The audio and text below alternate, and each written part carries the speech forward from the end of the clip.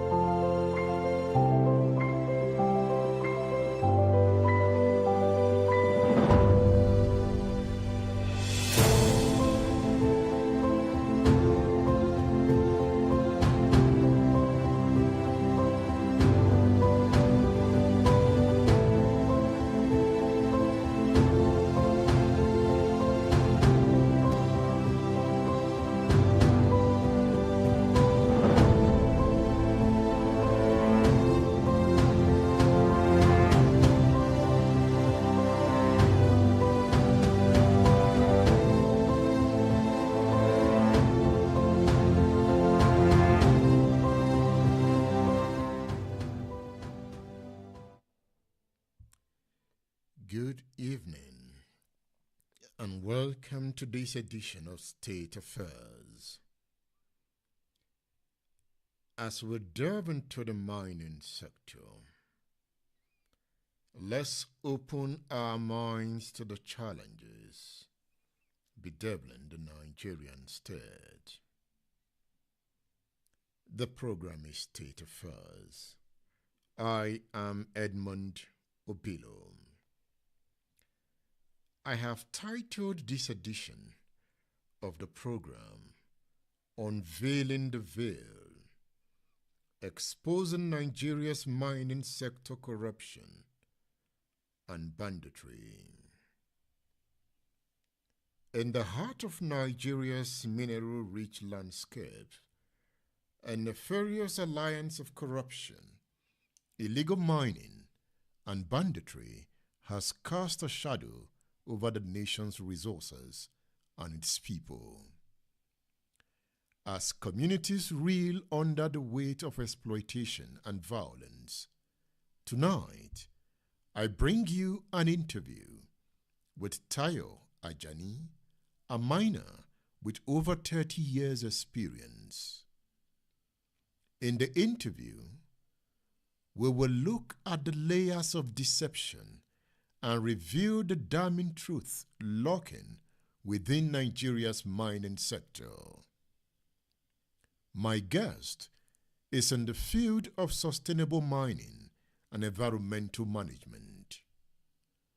With a wealth of experience spanning over 3 decades, Tayo Ajani has made significant contributions to the mining industry, academia, and community development. He holds a Bachelor of Science degree in geography from the prestigious University of Ibadan. He furthered his academic pursuit with a postgraduate diploma in management from Benue State University and obtained a Master of Science degree in environmental and resource management from the same institution.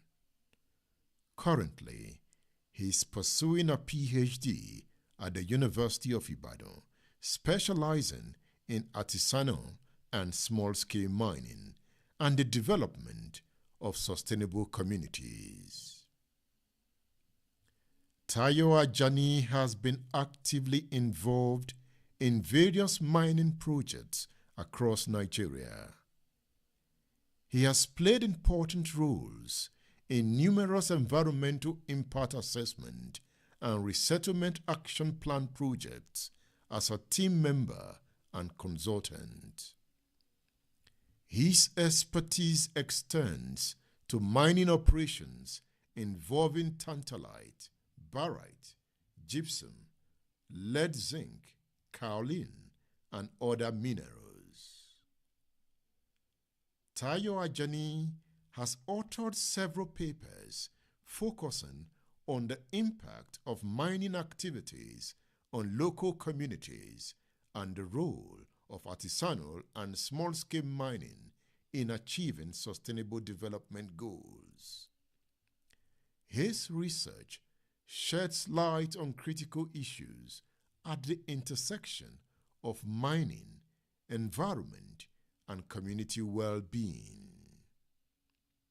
Tonight, we embark on a journey of revelation guided by a miner who has traversed the murky depths of Nigeria's mining industry. My guest will expose the tangled web of corruption that ensnares politicians, civil servants, foreign interests, and businessmen, laying bare the systemic rot that threatens to undermine Nigeria's future. Against a backdrop of rising illegal mining activities, weak legislation, and the specter of banditry in mining communities, the interview promises to shine a spotlight on the darkest corners of Nigeria's mining sector. From backroom deals brokered by unscrupulous officials to the exploitation of Nigeria's resources by foreign interests, no stone will be left unturned as we delve into the heart of the matter. Are you with me tonight? Let's do this together. But before I bring you the interview, let's look at the latest from the heart of Nigeria's mineral-rich landscape.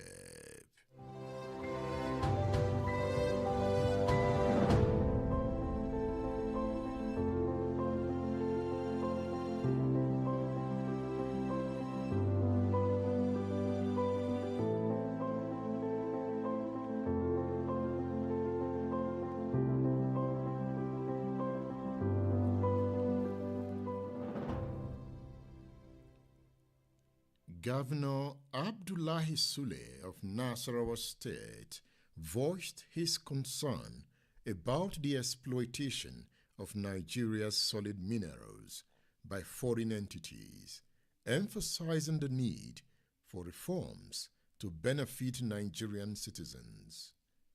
Speaking at a public policy dialogue on mining legislation organized by the House of Representatives Committee on Solid Minerals in Abuja, Governor Sule urged for institutional reforms to improve the sector's fortunes for Nigerians.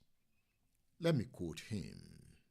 He says, "One community in Nasarawa got some kind of compensation of a very small amount of 700 million naira.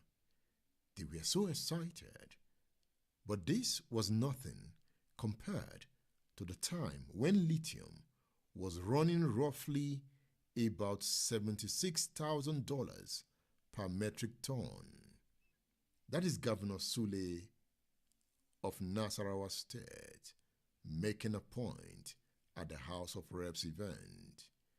What he did there was to highlight the disparities and urge for meaningful changes. The disparity in compensation highlighted by Governor Sule raises concerns about social justice and equitable distribution of resources among communities affected by mining activities.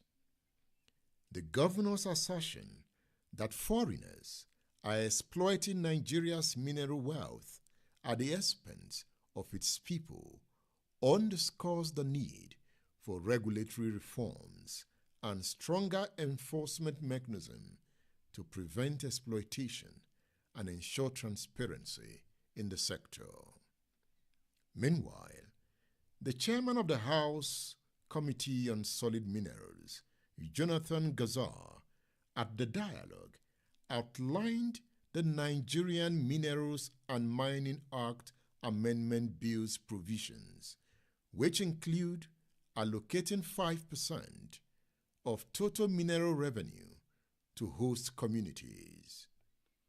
He emphasized the need for improved oversight and the establishment of a mines inspection and environmental agency to bridge federal-state cooperation for effective management.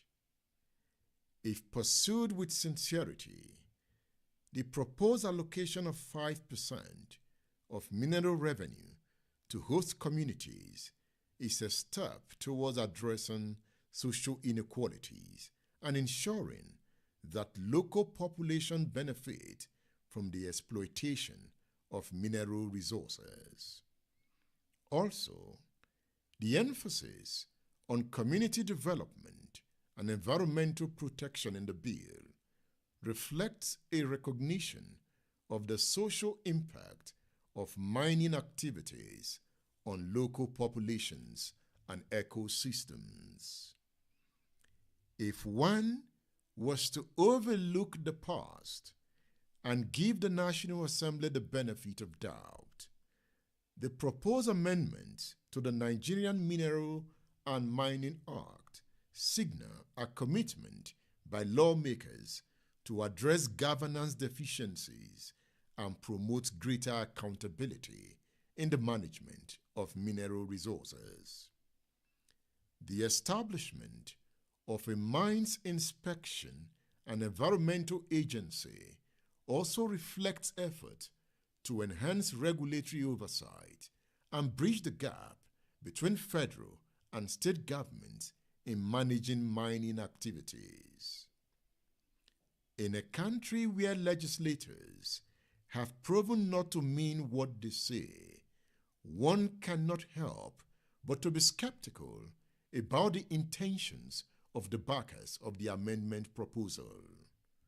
But in light of the need to act promptly to safeguard the country, one may consider that the need to tap into the mineral sector for the sustenance of the economy is a matter of existential threat. In this case, the lawmaker can no longer pretend about the dangers ahead if the sector is not reformed.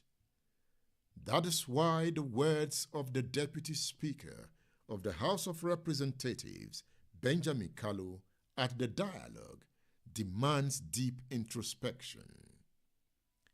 Kalu emphasized the significance of the proposed amendments, noting that Nigeria's vast mineral resources remain largely untapped due to over-reliance on oil.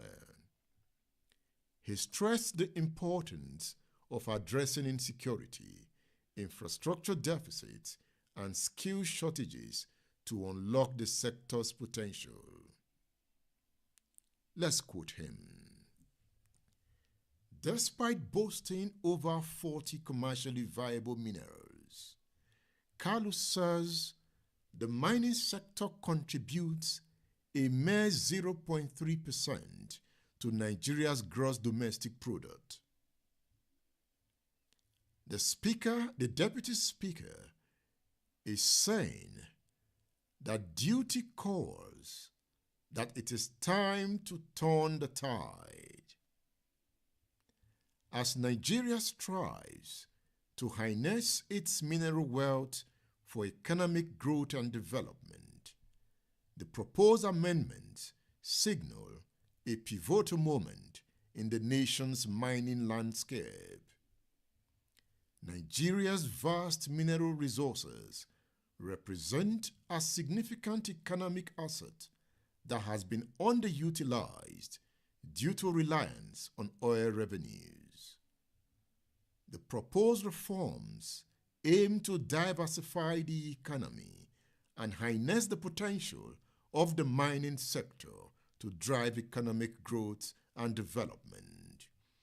I hope the mining sector will not be another curse on Nigeria like we have seen with the oil sector.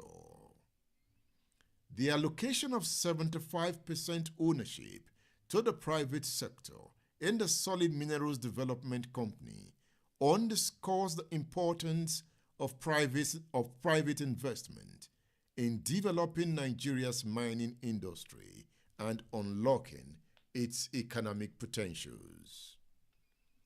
The goal of increasing the mining sector's GDP contribution to 3% by 2025 reflects aspirations for sustainable economic development and job creation through expanded mining activities and investment.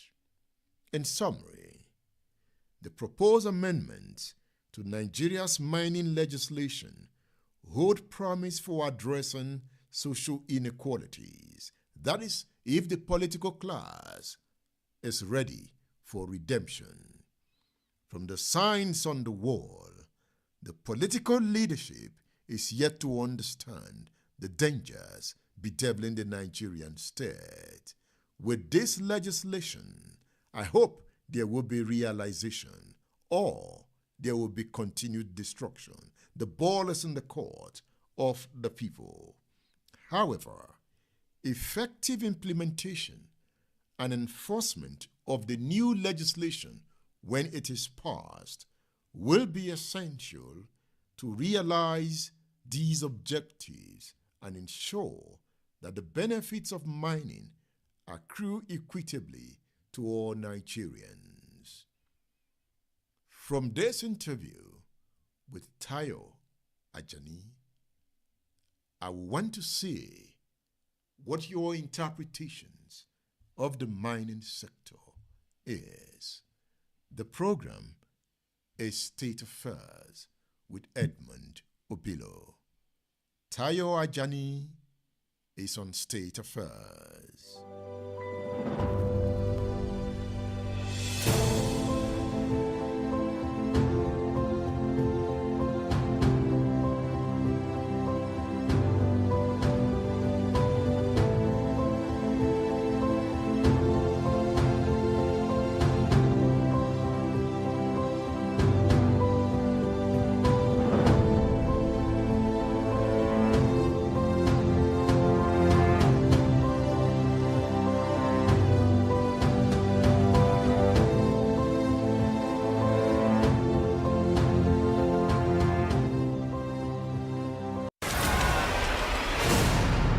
State Affairs with Edmond Obilo is live.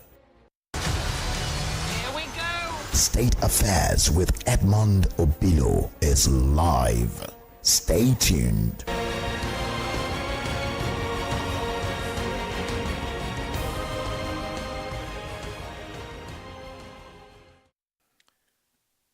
The program is State Affairs, and my guest is Tayo Ajani.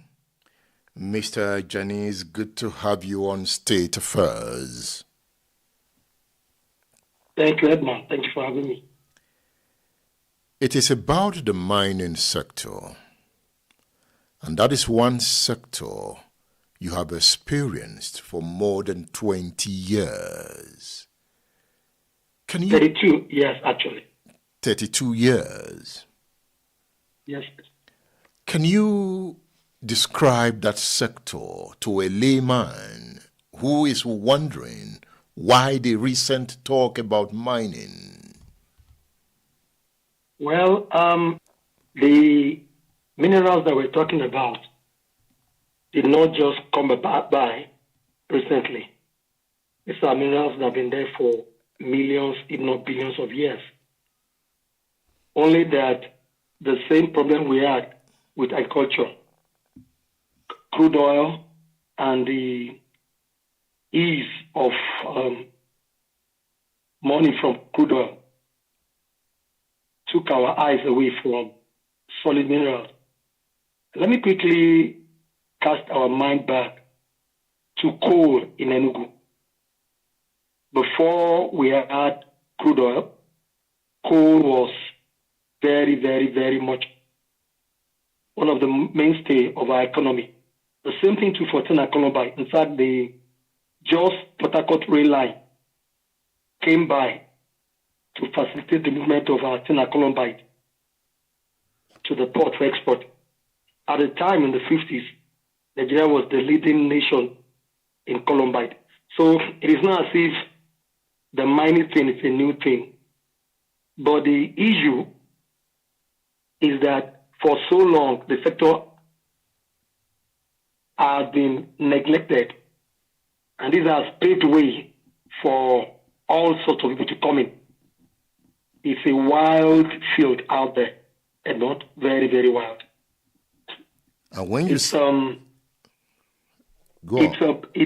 a place where it's almost an all-comer thing, almost a lawless place, until maybe very recently that there seems to be light at the end of the tunnel.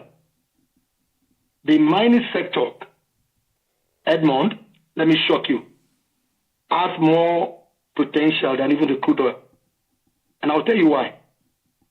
I've been opportuned to have carried out my exploration work in almost all parts of Nigeria. And I want to tell you that there's almost no state that doesn't have one or two minerals in commercial quantity, at least. Maybe we still need to do some more geo investigations to confirm the reserves. But from the primary investigations, there's almost no state that doesn't have these minerals.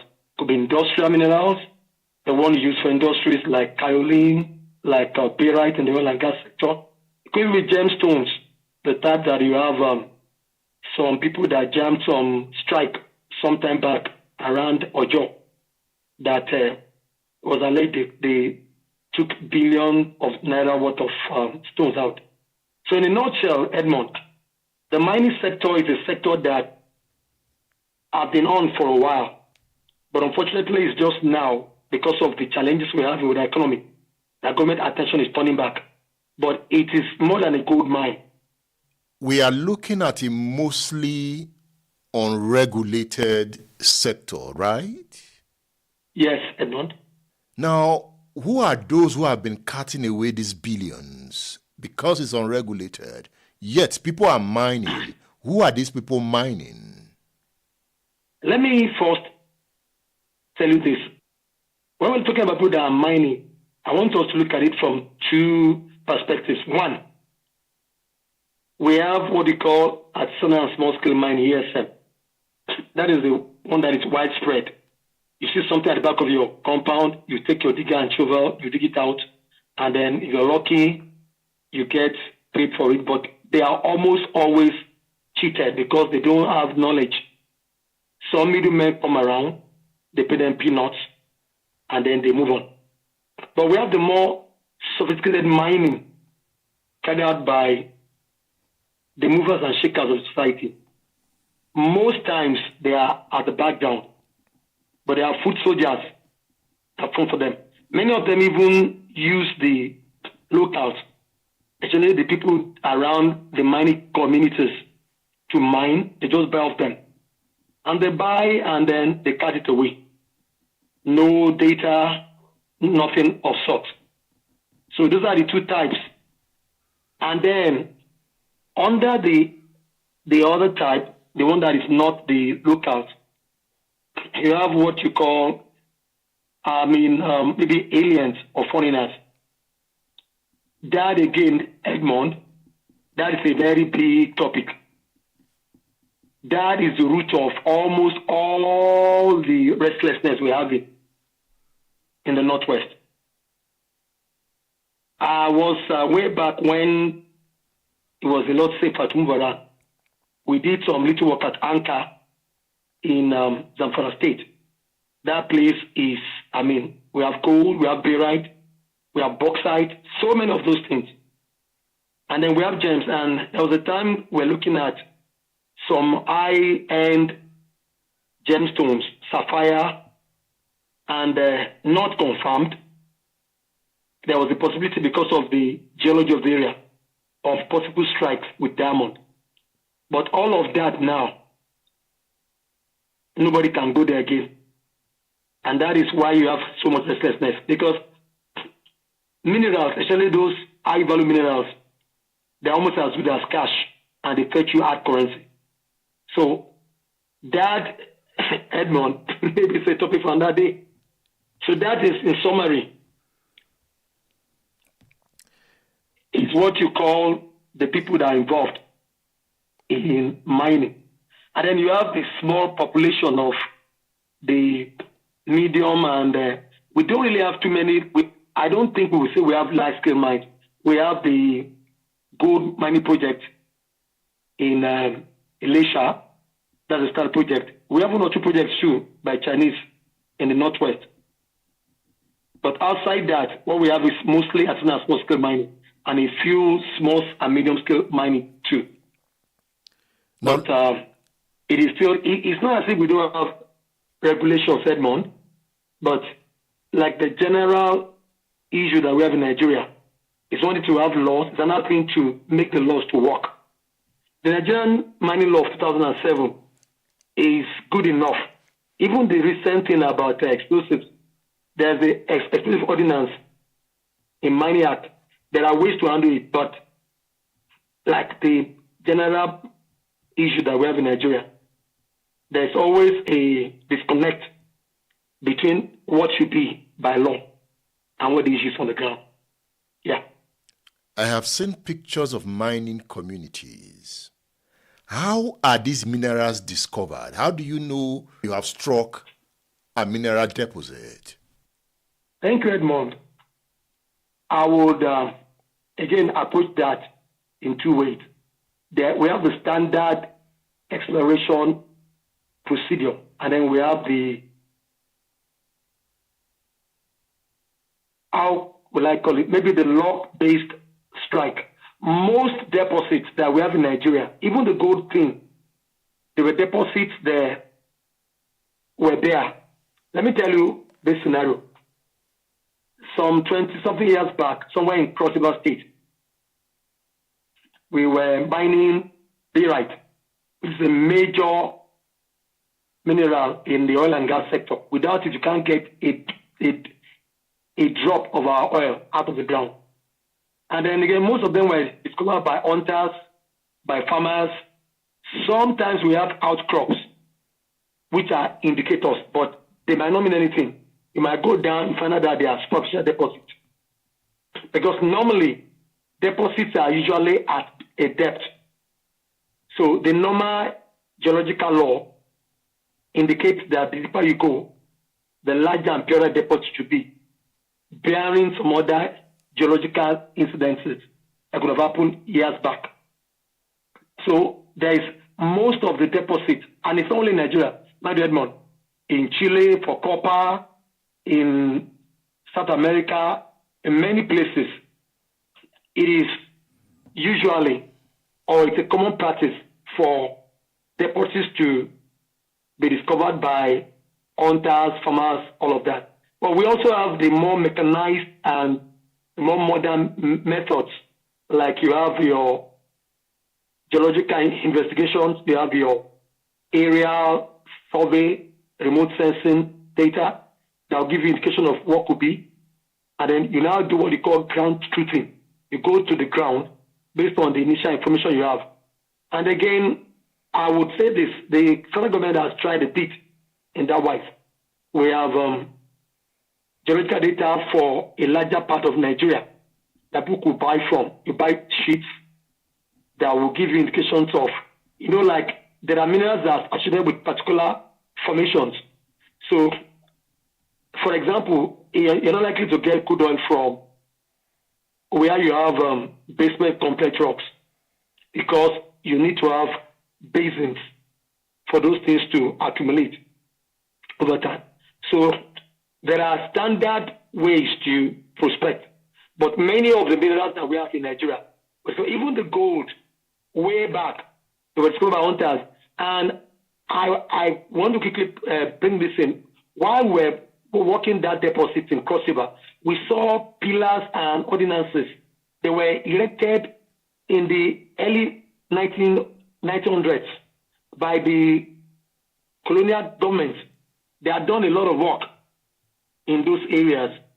But by and large, most of the deposits that we have, especially these ones that Atina miners worked on, they are ones that people get, sometimes even when they are digging wells, like it was rumored. I didn't come to Ibadan that time. Some people were digging for well in Ojo, and then they struck a lot of gemstones, high-value gemstones, and they made a lot of money quietly from foreigners. Before people knew what was happening, they had started, fortunes out of the country. So that, in a nutshell, it's how these minerals are discovered. Now, when these minerals are discovered,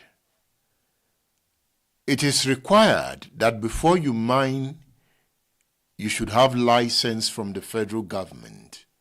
Is that what is obtainable? Again, Edmond, remember when we started, I was telling you about the disconnect, like in many other sectors in Nigeria, between the law and what's on the ground, what we call reality. Let me briefly summarize what you're meant to do. When there's a deposit, the first thing you are supposed to do is to talk with the community. And that's where the issue of the social license comes in. All of these were put in place so as to avoid the kind of issues we're having in the oil and gas sector.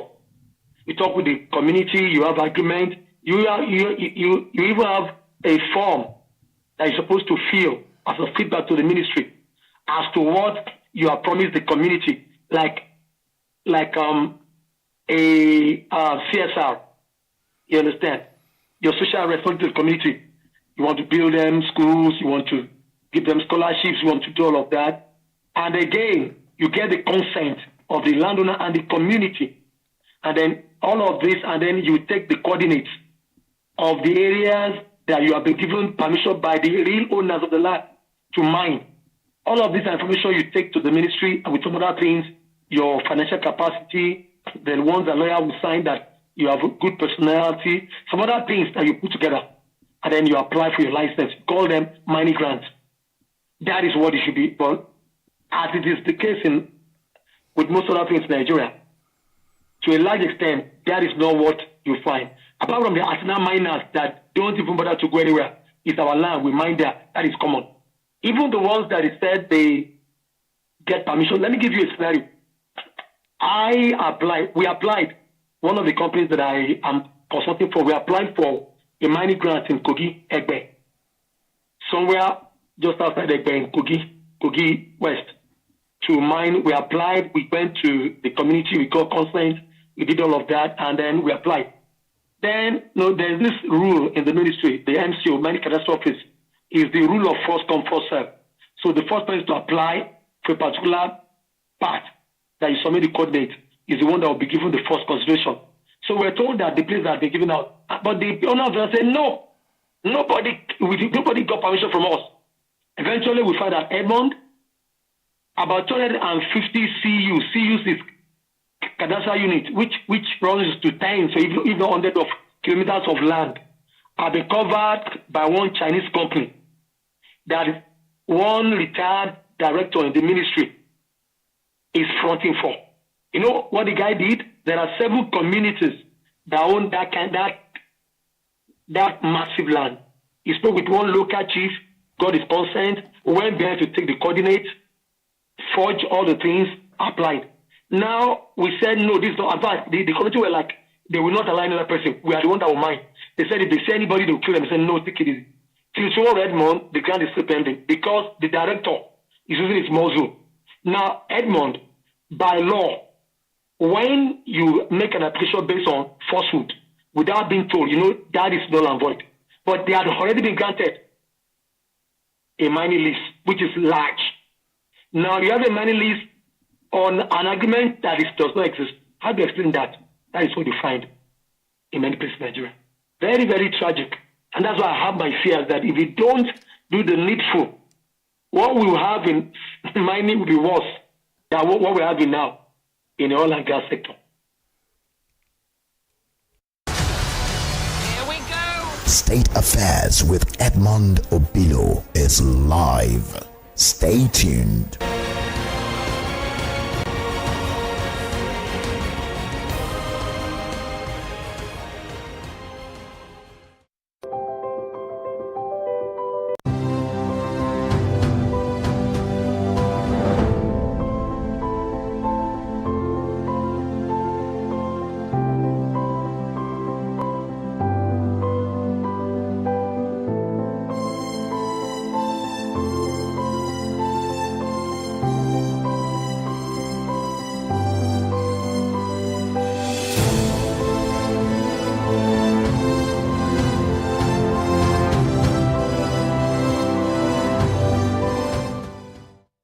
If you are just joining the broadcast, I am discussing with Tayo Ajani.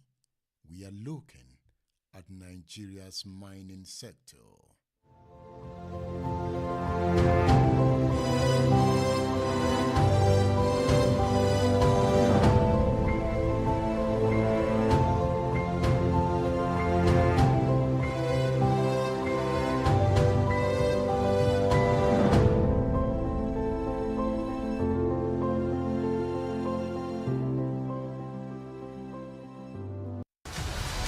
Here we go. State Affairs with Edmond Obilo is live. Stay tuned.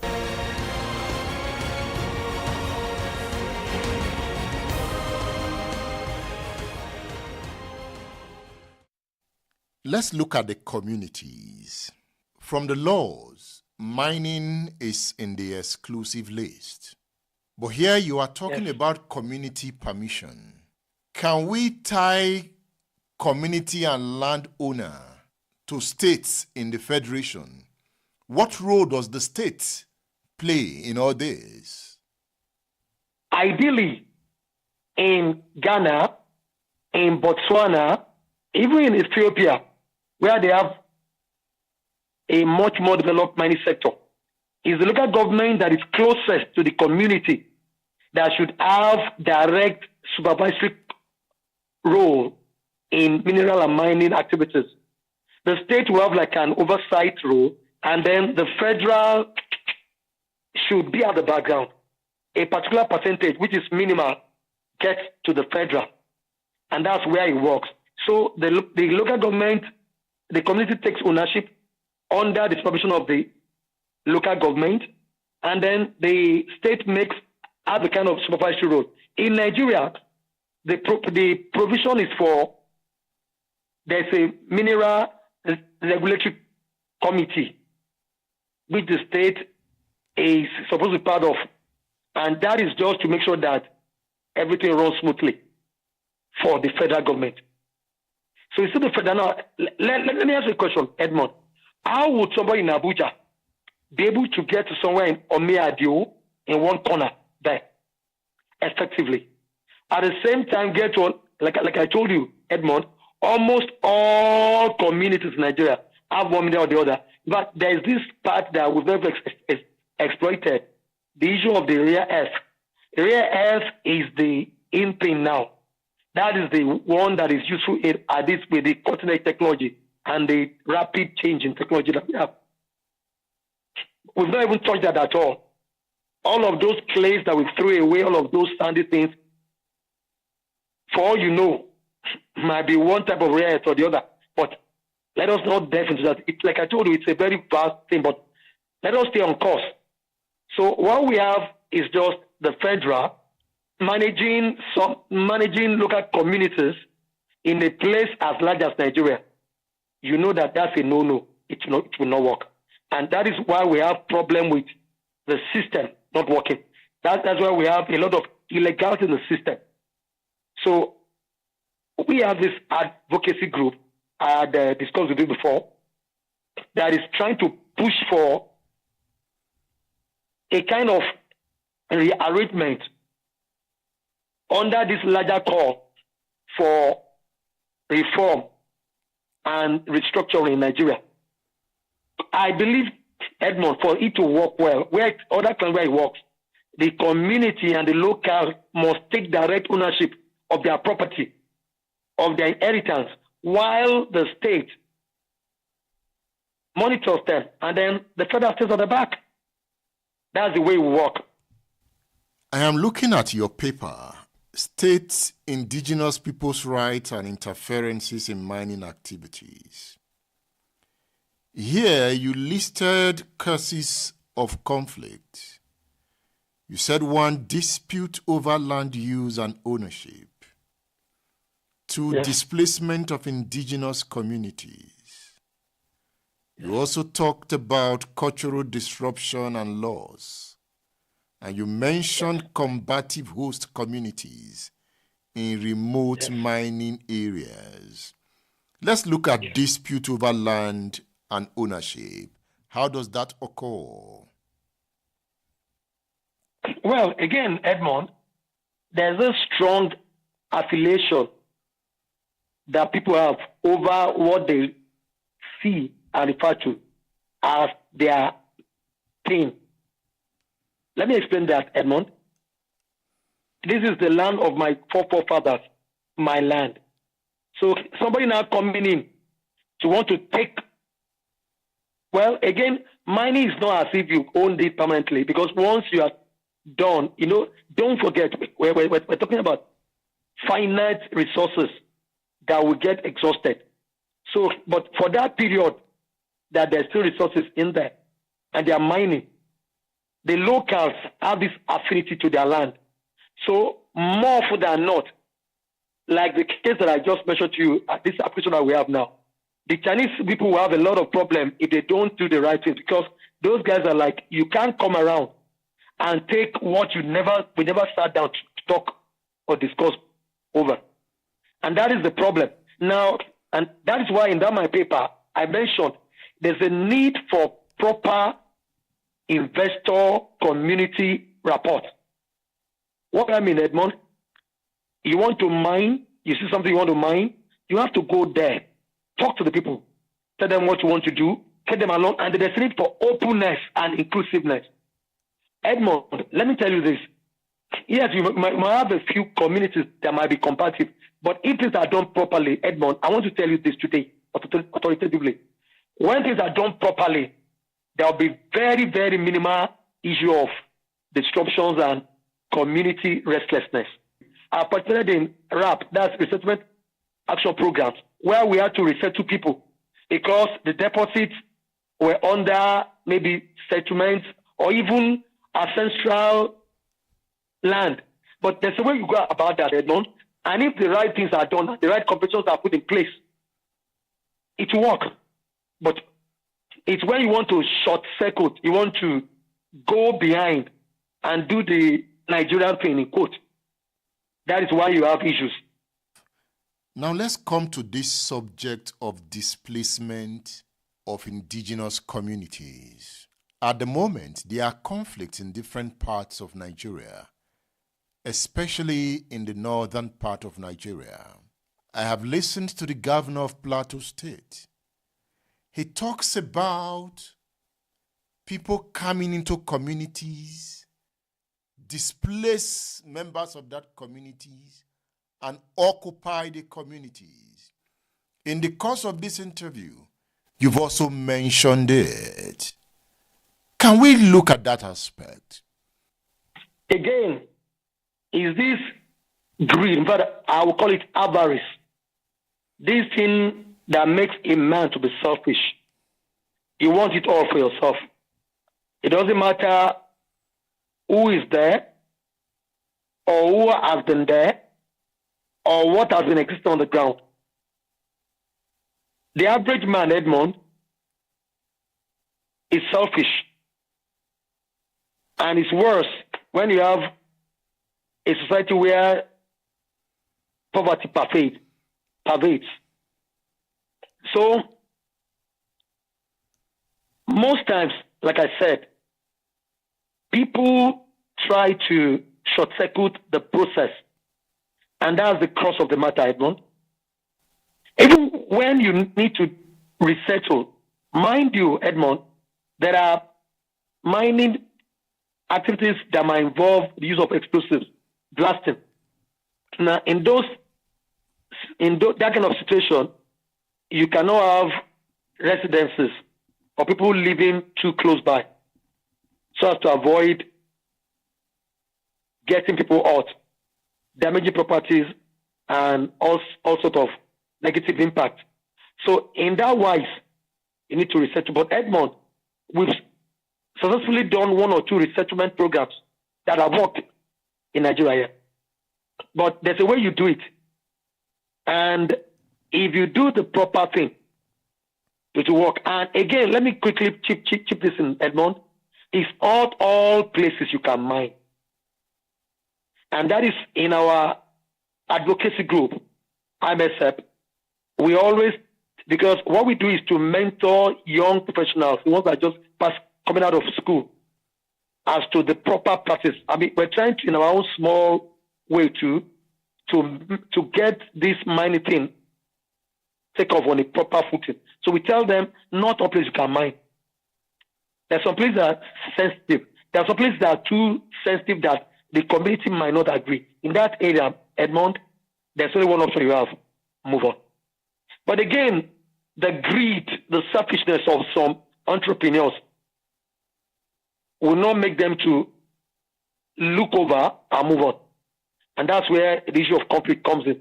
And in a society like that, in a community like that, what do you expect the people to do? They won't fold their hands. They will fight back. And that is one of the origin of this conflict that we're having all over the country. I have read about bandits occupying mining communities. I've read about the dangers of mining in some areas. Zamfara, for example. Do you have any experience of bandits occupying mining sites and chasing away communities? Maybe because of my long years in mining, and because of my experiences and exposure, and of course my training, I stay clear of places like that. But I have friends, I know people, I know colleagues, professionals like me that have issues. In fact, there was one man that he still have, but he can't mine again. He has papers to mine in Zamfara, but he cannot do that again. It's in Plateau State now. The last time we had our meeting online, our advocacy group, we're pulling his legs and we're telling him, okay, now that you are no longer in Zamfara, welcome back to Plateau and all of that. So that's on a lighter mode. I don't have direct experience, but I know of people with very, very bitter experiences. People that have been kidnapped, people that have their equipment burnt. And why do we have such things? The main idea, and I want you to listen very well. These bandits come in, they create an atmosphere of pandemonium so that nobody stays there. Then they occupy the place. What do? They extract the minerals, get them out, sell them, get money, and then they recycle the money so that they can use it to procure more arms, and then the cycle continues. That's how it works. We've had cases not confirmed, and I'm very careful in saying this, especially on public space like your program.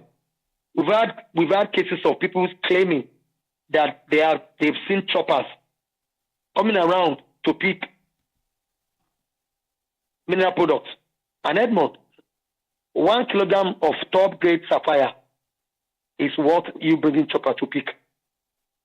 So they may not be lying. You have mentioned movers and shakers of society getting involved in this sector. Movers and shakers of society. What does that mean?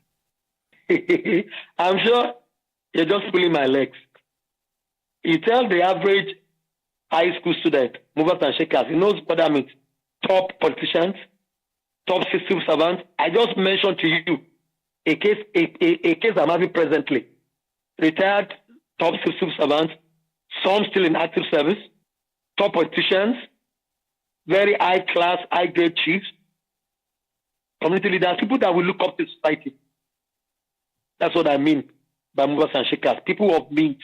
Because, Edmond, if you will mine is not cheap, Edmond. Mine is not cheap. Even the small scale, I'm not talking about artisanal mining now, the small scale mining, you are required by law to have 5-10 million in your account outside other things. And then if you want to mine, you must have basic equipment, excavator, dozers.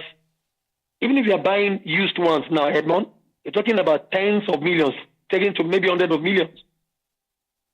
You don't come by that easily. It's not what seller of pepper and tomatoes can access. That's what I mean by movers and shakers. So we are talking about a sector that is a money spinner. If you get mining right, Edmond, apart from Zaire, now Congo, I don't know of many countries in Africa that are as endowed as Nigeria. And I'm not talking based on what I read, Edmond. I've traversed the length and breadth of this nation. I want to say that the only place I've not been to for mining is Borno State. But I went as far as Damaturu, somewhere called Damagundukonkuka, after police school on the way to Damaturu. We're looking for gypsum. When we're the first set of group that pressed for local sourcing of gypsum around 2000, around 95, 96. So Edmond, solid mineral sector is a huge gold mine.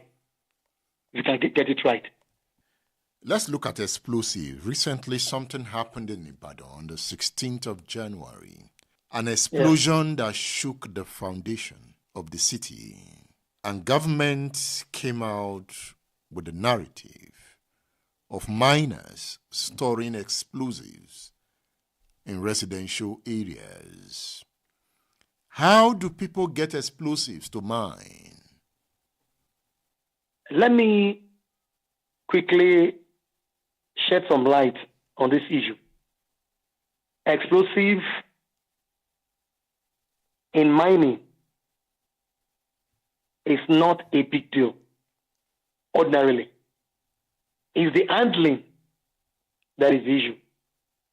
Remember, sometime earlier in this interview, I told you that there are some formations that deposits you cannot access without removing the covering, rocks, and other attached rocks and minerals that are not useful. So in that wise, you need to use explosive. But even in our mining act, and by the way, there's a move now by two members of the House of Rep to revise and update the mining act. I will send you the proposed, I'm sure you have access to the mining act 2007. There's a proposed one now that's in the offering that will take care of those lacuna that exist in the old one, the one that we're using presently. So coming back to what we're talking about, explosive.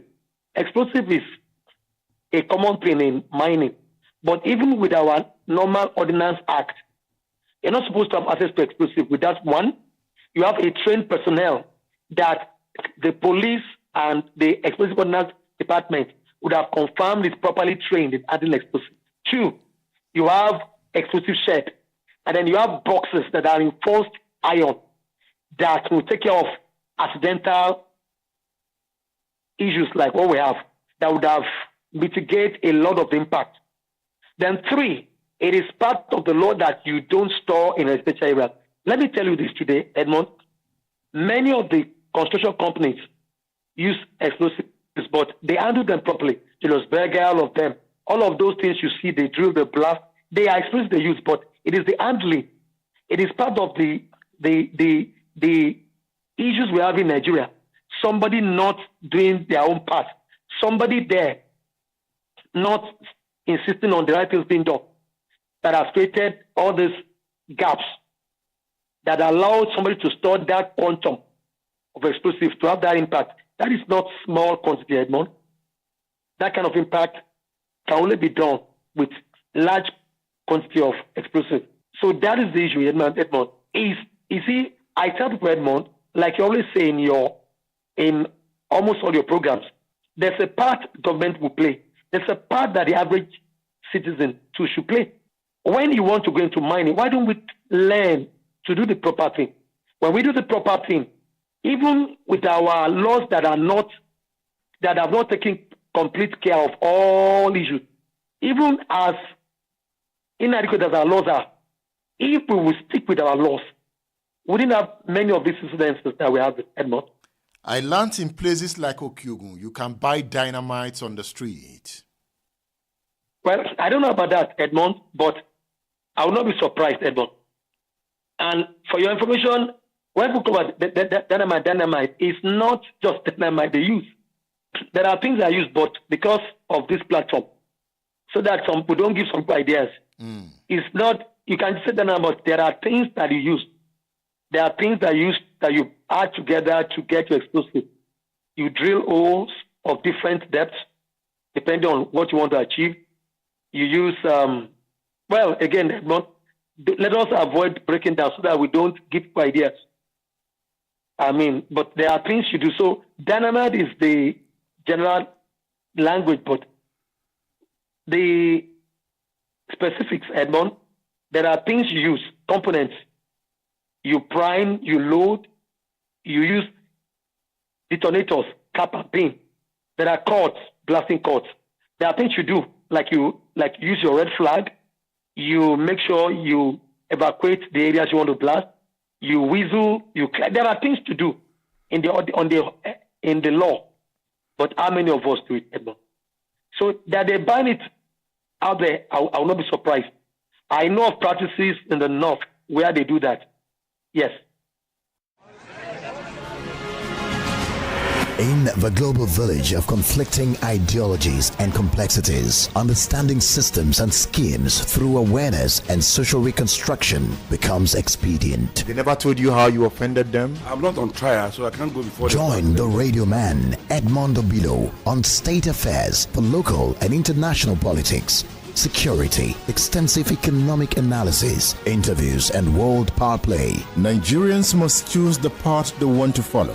Follow the same looters and sponsors of violence who control the political structures or encourage the formation of a new leadership team. Be a global citizen and join the radio revolution on State Affairs.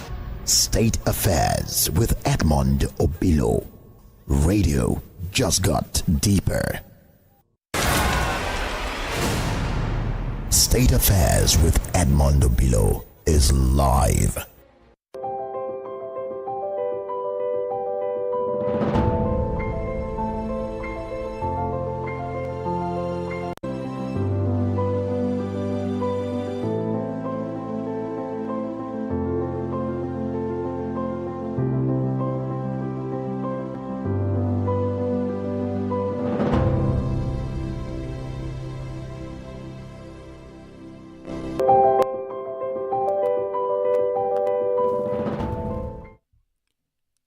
Hope you are enjoying the interview.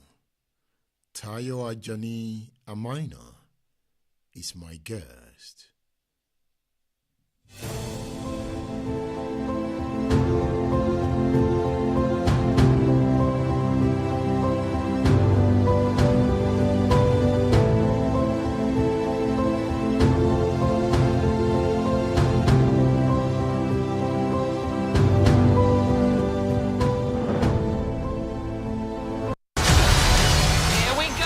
State Affairs with Edmond Obilo is live. Stay tuned.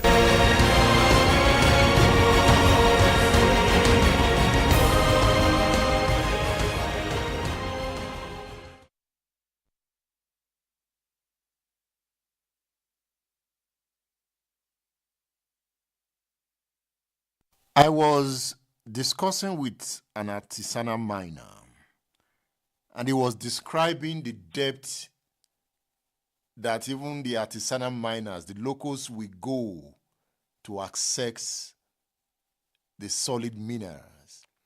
When he told me about the depth and the tunnel underground, that the tunnel is like even a community when they are mining. Can you tell me more about this? Again, that is not limited to only our country, Nigeria. It's a general practice worldwide, and it's one of the reasons why people frown at small-scale mining. Like I told you earlier in this our interview, minerals are usually at some depth. Even when you have outcrops, except for superficial deposits, there are deposits that normally, except when you've had folding and tectonic earth movements in the past, that have shifted the original positions of these deposits. Deposits are at a depth. So what you have is you have people doing what they call loto.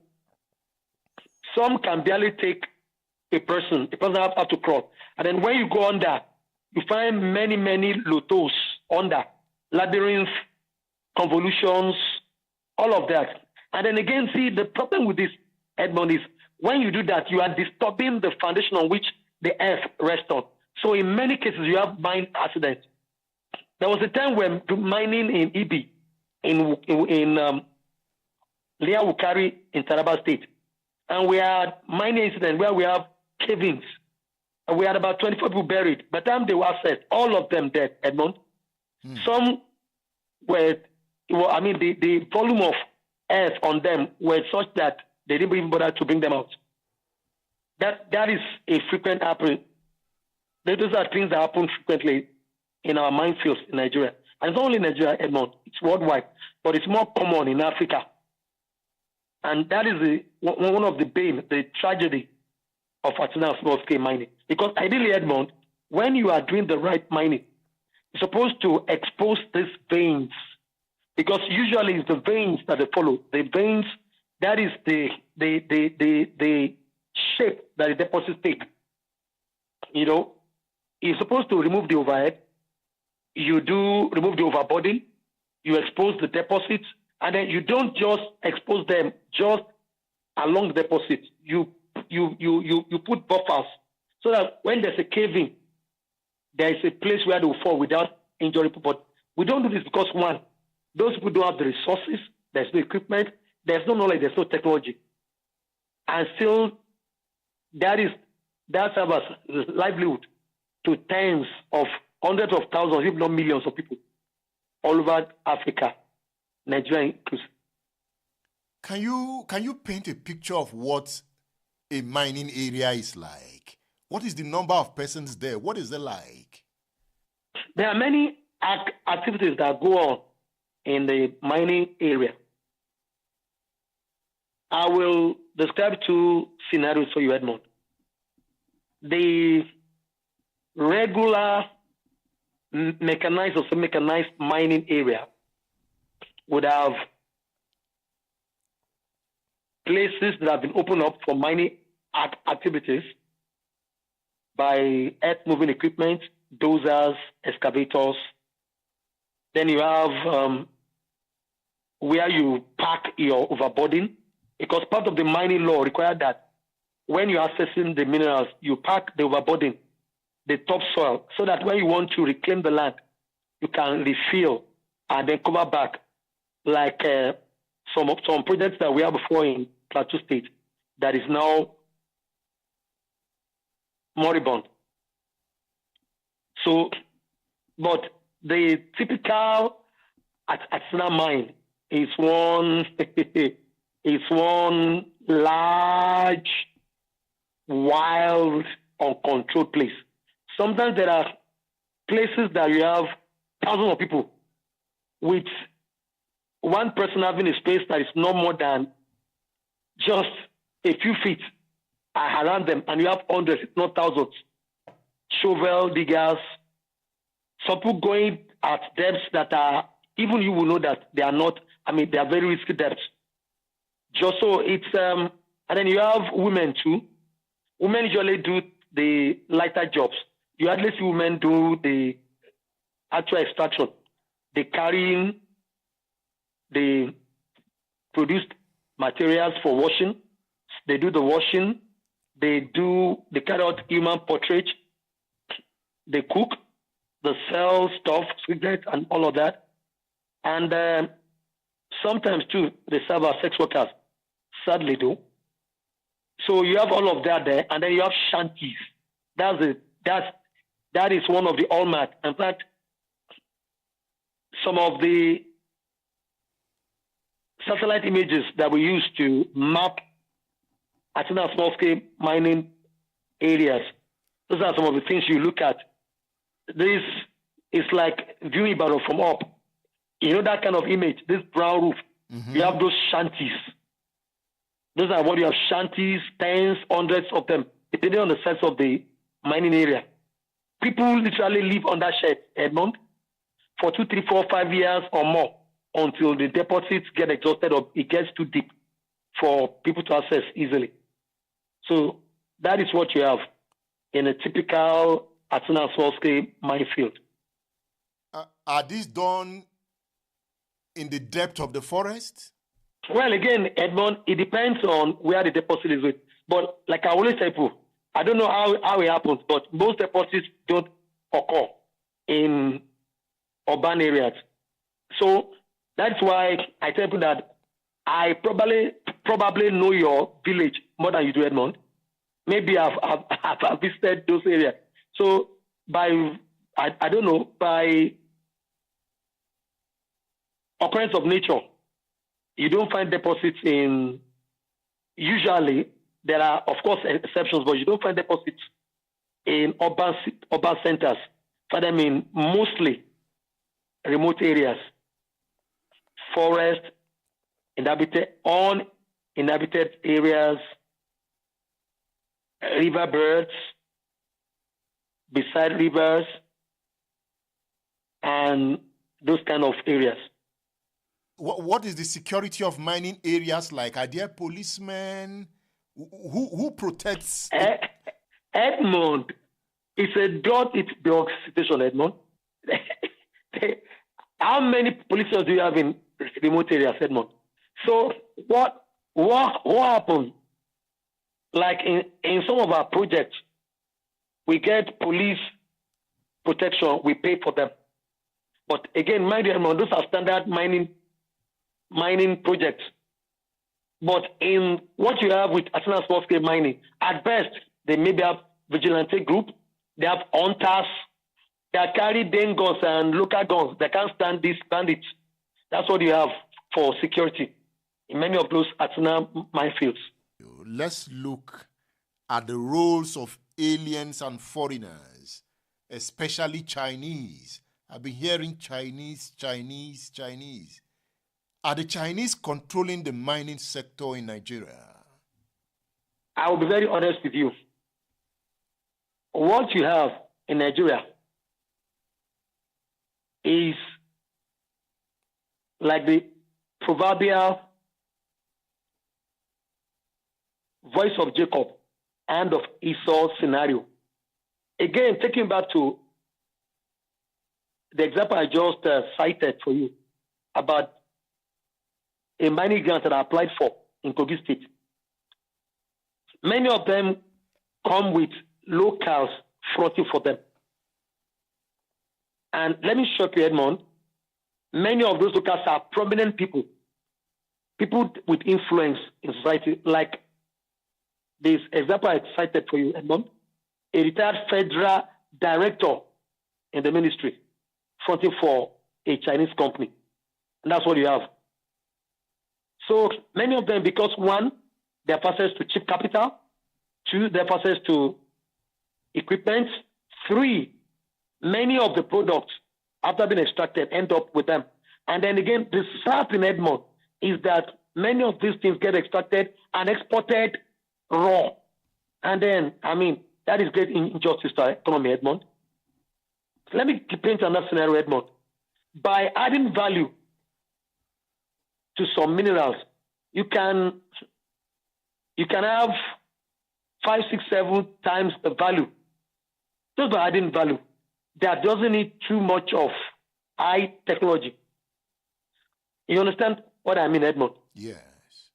So, but the Chinese man will want to get it because we get it wrong. Let me paint another scenario again. he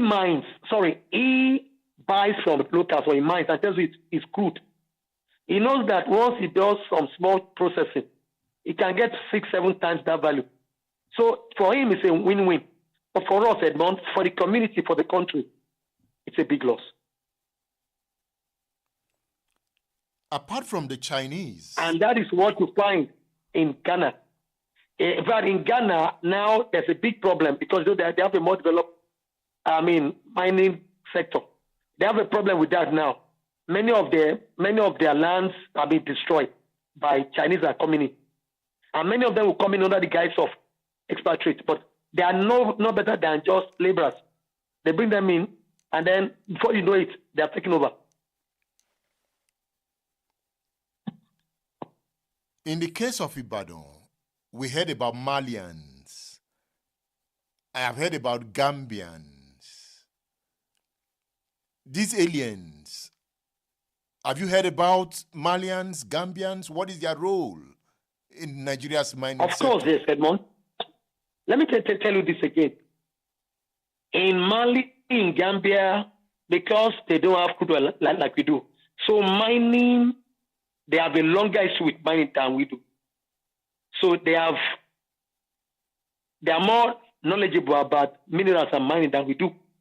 And many of them are involved in these high-value gemstones. And it's like a cult, Edmond. It's like a cult. So you're not likely to see many of them in industrial minerals. But you find many of them in these high-value gemstones, because that's the area of expertise. In Mali, in Gambia, they've had decades of experiences with mining gold and the like. So, and mining is like when there's a strike, you'll be shocked in a very short time. People come from very far. They flock. They flock, they gamble, they do all sorts. And then when the thing is exhausted or becomes too deep, then they go. And then the place becomes like a ghost town. So that's what you are. So they are leveraging on their longer time of exposure to those minerals and the experiences they have with these minerals because of their decades of exposure and experiences with these minerals. So we have them in the Nigerian mining sector dominating. Yes, sir. Yes, sir, Edmond, especially in the area of gemstones. So who is paying royalty to the federal government? Like I said in one program, I was saying that shortly after that explosion and the governor was like, illegal miner. I said, no, sir. It's not necessarily bad an illegal miner. When you have your license, you're supposed to pay royalty that are fixed. Different mineral types have different rates that are payable. So they pay, but it's not as if they don't pay. They pay to government. But, when you float your company, and like the man that was interviewed said, yes, they are legal miners, they have papers. So to say they are illegal is not right. They are legal, but you see, the issue is not legal. The issue is about monitoring. Who monitors who? How do we ensure that what they said they are doing is what they are doing? How do we ensure that they do what they say they will do? How do we ensure that they take precautions like they say they will do when they are applying? That's where the issue is, Edmond. Let's round off with Oyo State. What are the minerals Oyo State can tap into for Oyo State people? I've heard about lithium. That lithium is gold. Yes. And Oyo State has a lot of lithium. What do you know about that? Oyo State, by virtue of our geology, we have this basement complex that makes minerals such as precious metals, tantalite, tin and colorbite, like you have in Shepeteri, Aguamodu, in Shaki East. You have traces of, there was one exploration work we did somewhere after Shaki on the way to Mwa. towards the Benin Republic border, we saw traces of bauxite, even though we did not conclude that exploration work. But there are a lot of minerals. And then you have the industrial minerals too, like talc. You have marble, huge deposit, Edmond, probably the largest marble deposit in Nigeria, in Igbeti. It's there. So Oyo State is blessed. And I like our governor, the position is towing. I just hope that the civil service bureaucracy and and again, let me chip this in. Government is better providing an enabling environment for mining than government being involved in the actual mining. And I'll tell you why, Edmond. Anything that is government, I hope our governor will prove me wrong. When it's government, there are many things that will come up that almost always impede the project becoming successful. But with the zeal of that the governor has, and I'm sure he knows that he's ruling over a state that is blessed. And like many other states in Nigeria, Edmond, I mean, Ekiti is something else. They have lepidolite, all of that. But coming back to our state, yes, Edmond, we are still on a lot of minerals. There's a Chinese company, up to about 2-3 years back, I know, that have been mining illegally in Shaki, Aguamodu. They've been mining tantalite, colombite. And they are there. There is the marble thing too in Igbeti. And then you have so many minerals that are coming up. Edmond, there are plenty of gems in Okyogun. Plenty of gems to Okyogun. Sapphire, aquamarine, beryl, top grade gems. In fact, the gems market, Ibadan, it's the gem center in Nigeria now. It's taking over from Kaduna, Southern Kaduna and Plateau. It's a hotbed for gemstones now. That's the kind of deposit that we're sitting on. Is there uranium in Nigeria? Edmond, I'm a professional, so I am very careful in talking on national radio like this. I've been to Niger Republic when we're prospecting for gypsum from Sokoto to that side. I know of uranium there. I also know, Edmond, of some of our tantalite in that axis that have attached radioactive materials to them. So in that wise, yes. And, well, again, let me just stop at that because there's some information that may be too sensitive to discuss. But it is not impossible, let me put it like that, Edmond, that we have uranium in Nigeria. Nigeria is blessed, Edmond. Nigeria is truly blessed. Uranium in industrial quantity. That I cannot tell, but we've had samples that were extracted when we were prospecting and doing our geo investigations from that Kogi axis of metals, tantalite, colombite, that have attached radioactive minerals to them. So in that wise, I've not done much work on it, Edmond, but I will not be surprised if we have uranium. To what extent, I may not be able to answer you because I'm a professional. Until you have facts and figures, you don't lay claim. Mr. Ajani, you know, when I think of minerals, I think of the Congo. I can see what mineral resources has done to the Congo. It has made the Congo a zone of war, of consistent conflict. And from what I'm seeing in Nigeria today, the conflicts in the plateau, the conflicts in the Mambila axis, the conflict in Zamfara, recently, Oyo State governor and the military had to move into forest reserves in Oyo State to dislodge bandits mining in those areas. I hope Nigeria will not become Congo as a result of mineral resources. That's our prayer, Edmond. And that's what my group, our advocacy group, we are working seriously, in fact, assiduously towards.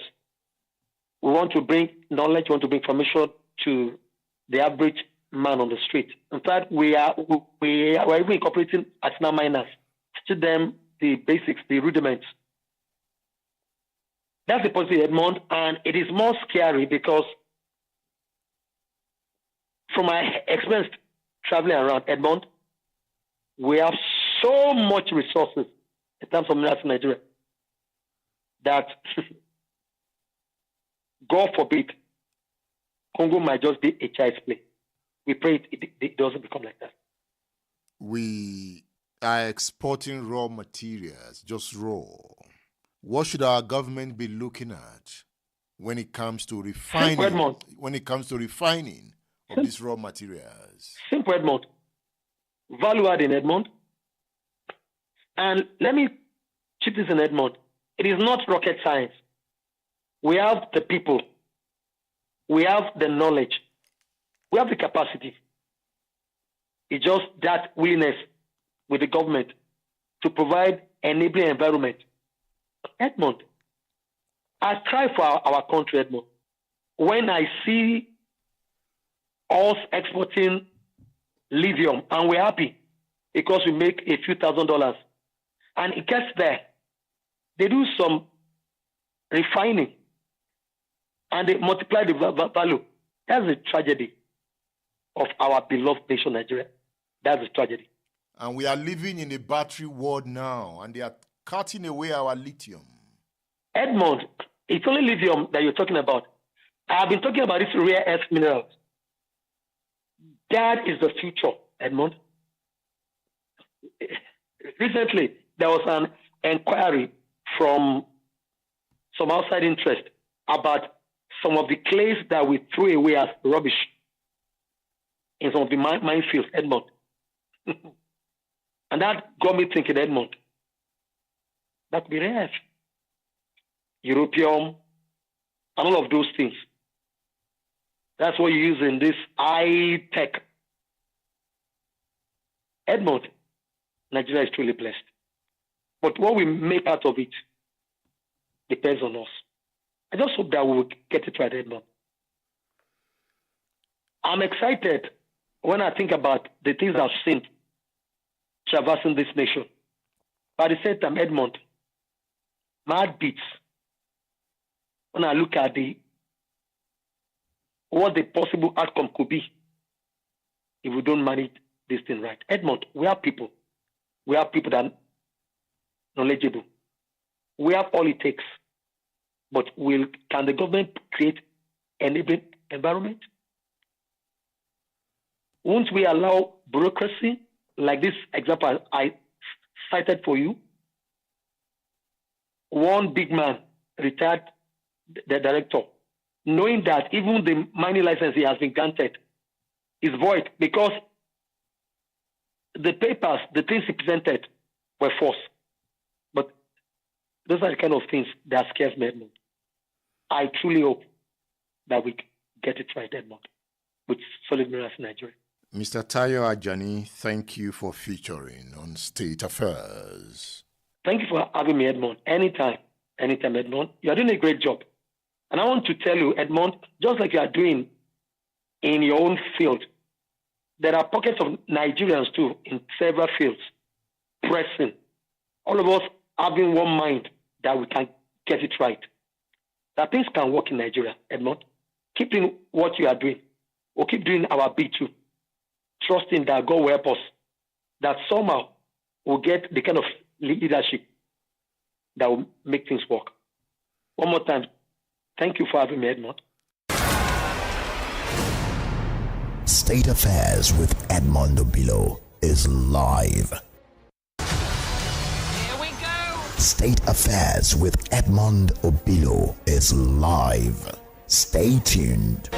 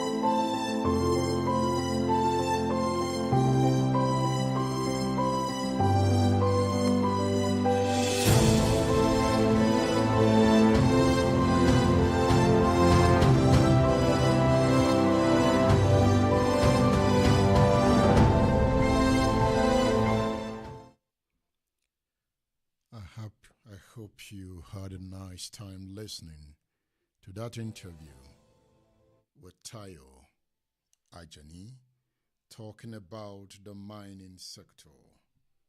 Yes, that interview took us into the mining sector. And I promise to bring you another interview on the mining sector. This time it will be about the Nasarawa miner. His story is raw, and you would see from his story what is going on in the mining sector. I thank you for joining tonight's broadcast. Until I come your way again, always check my page, or my pages as the case may be, for interesting insights on politics and power. And I must thank Tayo Ajani for finding time to grant me that interview. Tayo Ajani has authored several papers focusing on the impact of mining activities on local communities and the role of artisanal miners and small-scale mining in achieving sustainable development. His research shed light on critical issues at the intersection of mining, environment, and community well-being. Tayo Ajani is an active member of professional organizations including the Nigerian Environmental Society, the Nigerian Institute of Management, and the Association of Nigerian Geographers. Through his involvement, he remains at the forefront of industry development and fosters collaboration towards sustainable mining practices. Thank you for joining the broadcast. I am Edmond Opilo. Good night.